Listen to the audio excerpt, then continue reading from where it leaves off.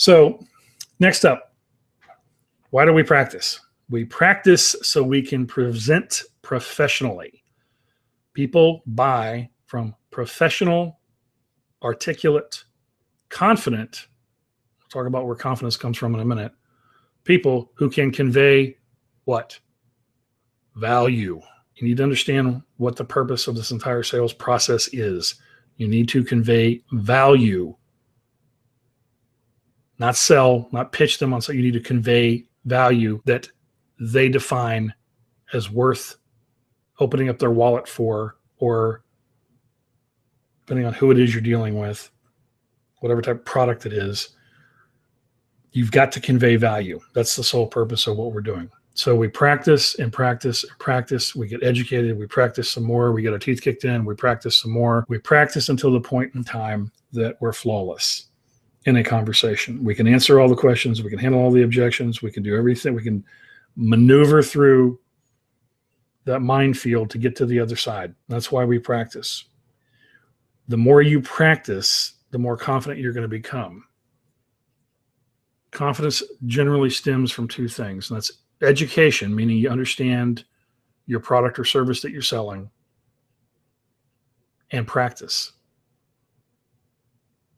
The more educated you are, the more questions you can answer about your product or service, the more confident you're going to be. The more you've practiced conveying that to people, the more confident you're going to be. People buy confidence. They want to buy. They get enamored with people that are confident. That's why if you ever listen to me on any of my live recorded calls with buyers and sellers, do I exude confidence? Of course I do, because I know what I'm talking about. Is there anything that they're going to hit me with that I'm not prepared for? No. But why is that? Because I practiced.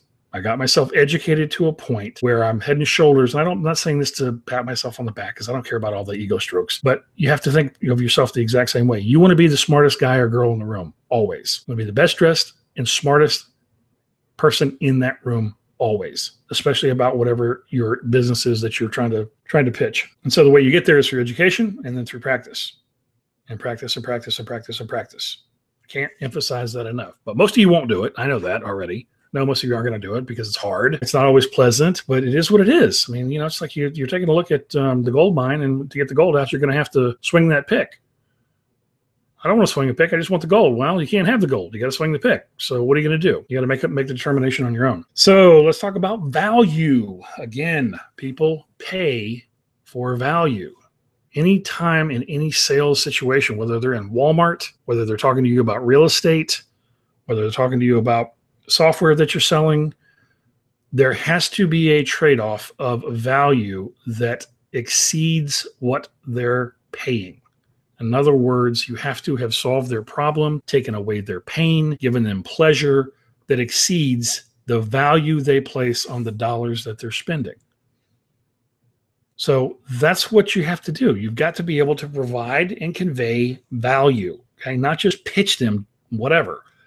There has to be some value inherent for the prospect. So now that you've added value, you presented things, how are we going to add the value? This is the reason that we feature benefit the product or service. If you don't understand what feature benefit means, let me explain this. As you're walking people through the sales process, I'll give you a couple of examples. And I don't want to confuse you guys too much with the language here, but we'll compare a lease option versus a contract for deed like I use that's written in compliance with the IRS installment sales contract guidelines. So, Mr. Buyer,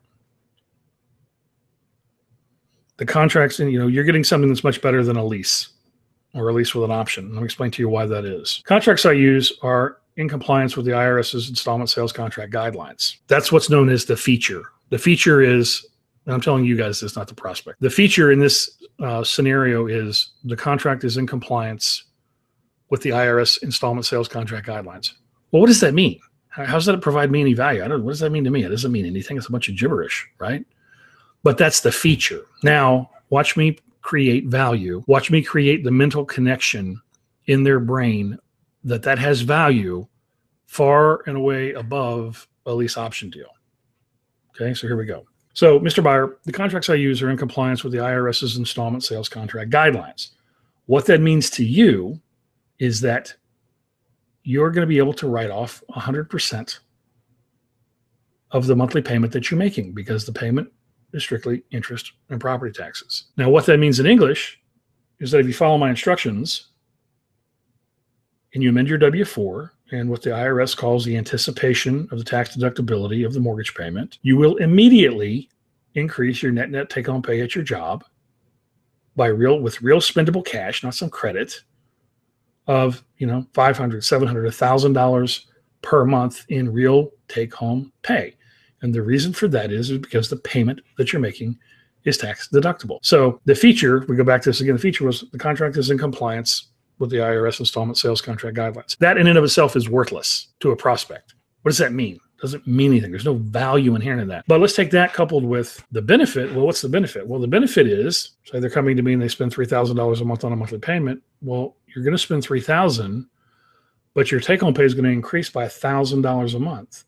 So your net effective payment is $2,000 a month. So it's like you're paying a $2,000 a month lease payment, because you're going to immediately get this increase. It's actual real cash, right? You get to go spend it down at Kroger or Safeway or Publix, or go down to the movies, or go out to dinner at Outback Steakhouse or wherever. That's real cash that you get to spend. So the feature, contract in compliance, IRS installment sales contract guidelines, benefit cash in your pocket immediately of substantial amount. That is unbelievable value for a buyer. In unbelievable value over and above a lease where they get nothing, or at least with an option where they get nothing. I mean, I can go through more benefits on the contract for deed above and beyond that as versus a lease option till the cows come home, because again, I've done this time and time again, and I understand how the laws work and what the different benefits are. But this is why we feature benefit. And this may seem boring, may seem like it's unnecessary, but you've got to create that psychological link between the feature and the benefit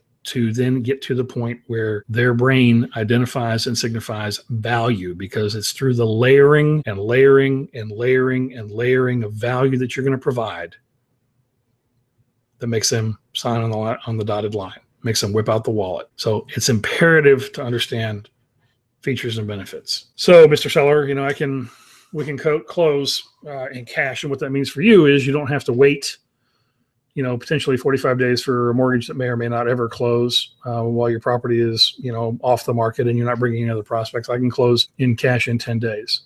So you'll immediately have cash in your hands without any further delay, without having to worry for the next, 45 to 60 days of whether or not the deal is going to close. Is that value? Absolutely it is. The feature is I have cash and I can close in 10 days. Benefit, no more worry, cash in your hand, moving on with your life, closing that chapter. Tons of benefit there. So whatever it is that you're selling, understand the features, match them up with the associated benefit. And when you're presenting this information to your prospect, make sure that you give them the feature and the associated benefit so that you can create that additional layer of value. And then once we get to that point, we're going to trial close. Once we've feature benefit the product or service, we're going to trial close. Now, what's trial close?